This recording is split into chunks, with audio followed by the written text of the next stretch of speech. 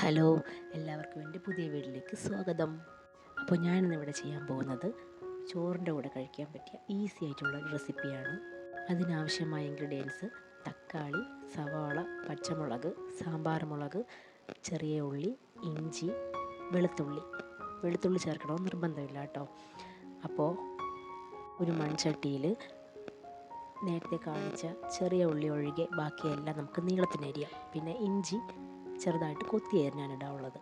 അതിനുശേഷം അതിലേക്ക് നമുക്ക് ഒരു ജാറിൻ്റെ പകുതിയോളം തേങ്ങ എടുത്ത് ചെറിയ ഉള്ളിയും കൂടെ ചേർത്ത് അരച്ച് ചേർത്ത് കൊടുക്കാം.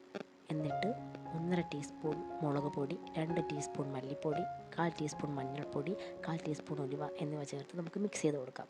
അതിനുശേഷം നമുക്ക് ആവശ്യത്തിനുള്ള ഉപ്പും കൂടെ ചേർത്ത് കറിക്ക് ആവശ്യമായ വെള്ളവും കൂടെ ചേർത്ത് നമുക്ക് സ്റ്റൗവിൽ വെച്ച് തിളപ്പിച്ചെടുക്കാം.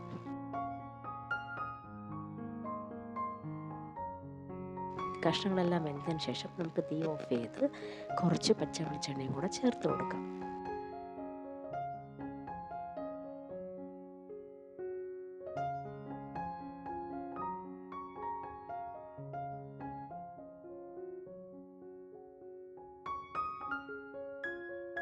കറി റെഡിയാണ്.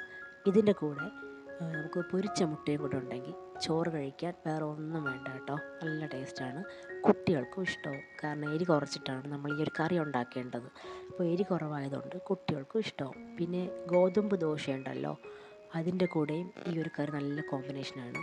ഞാൻ ഗോതമ്പ് ദോശയുടെ ലിങ്ക് മുകളിൽ കൊടുക്കാം, അതോടെ ഒന്ന് കയറി കാണണേ.